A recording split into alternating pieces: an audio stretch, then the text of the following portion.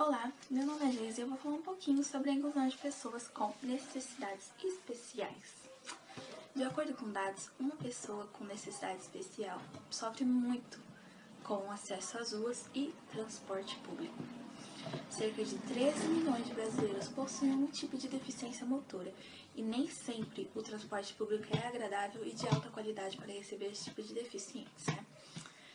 Vários ônibus que circulam por essas frotas não possuem, ou muitas vezes possuem, o elevador, que é obrigatório por lei.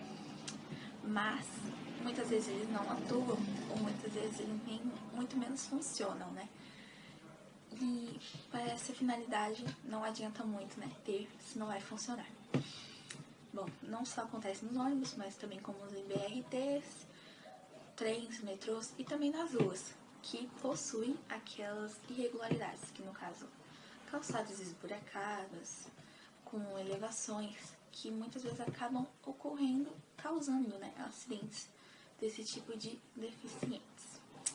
A vida de um deficiente é muito complicada. Ela poderia se tornar independente, mas por conta de muitas irregularidades e muitas influências, um deficiente acaba se tornando dependente de outra pessoa para viver, Ele poderia ser independente, ele pode fazer as coisas dele sozinho, mas ele acaba se tornando dependente de outras pessoas por conta dessas irregularidades. Olá, gente, eu vim falar sobre a famosa doença da deficiência motora. A deficiência motora é uma disfunção física motora a qual poderá ser desta forma.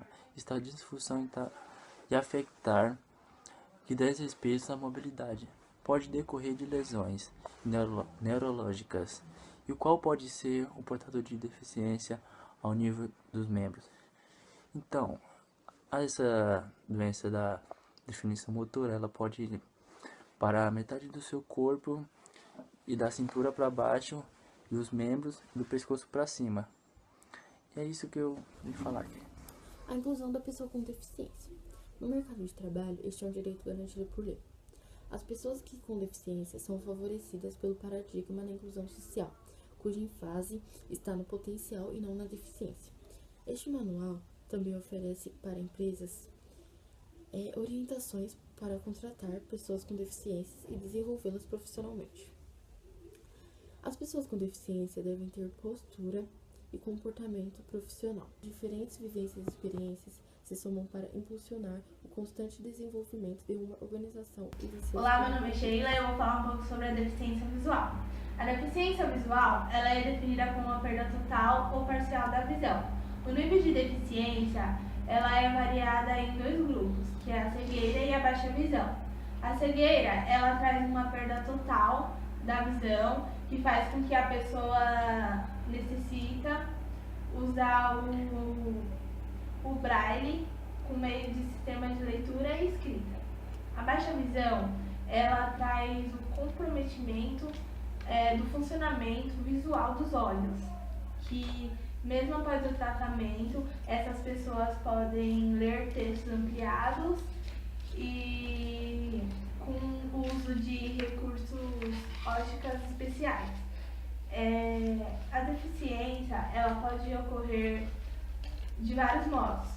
Tem o modo genético, pode acontecer através de um acidente e até mesmo através de doenças, como a catarata, o glaucoma, diabetes e entre outros. A deficiência, ela pode acontecer em qualquer idade e muitas das vezes pode não ser... Oi, gente, meu nome é Vitória, eu vim falar da deficiência auditiva.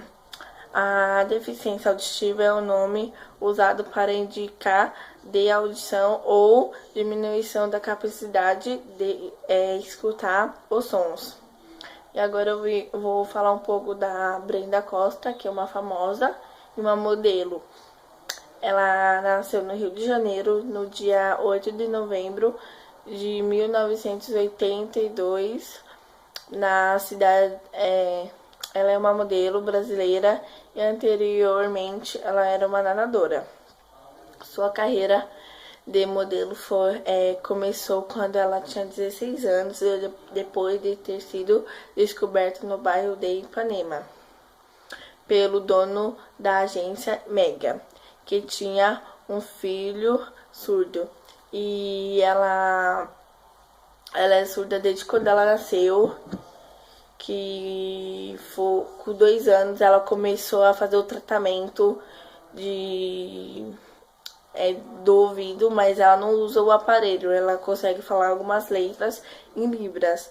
Então é isso, tá bom? Beijo, é isso. A inclusão de pessoas com necessidades especiais aqui no Brasil, ela ainda é muito remota, uma realidade muito distante, né? Mas alguns países, junto com o comitê organizador da Espanha, eles vêm trabalhando com uma legislação dizendo que todo deficiente tem direito à educação. Ou seja, eles têm que ter, toda escola tem que ter uma porcentagem de deficientes, né, no seu grupo de estudantes. Porém, para que essas escolas tenham isso, elas precisam possuir tal orientação com combate, né, à discriminação, uma sensibilização e o treinamento desses profissionais que vão lidar com esses deficientes. No caso, os professores, né, e todos os funcionários da escola. O nascimento ou aparecimento de uma pessoa, né, ou uma criança com necessidades especiais, ela acaba difundindo, né, tipo, toda a estrutura da família, acaba fragilizando tudo isso. Por quê?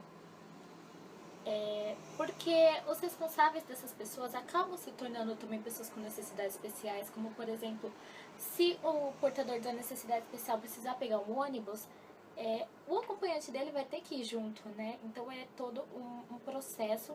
Então essas pessoas têm que ter acompanhamento médico e psicológico junto com a pessoa com necessidade especial, mas isso realmente aqui no Brasil, essa fase de incrementação dessas pessoas nas escolas e todo esse apoio familiar aqui no Brasil ainda não é 100% garantido, 100% difundido, e o Brasil ainda tem muito a avançar nesse aspecto.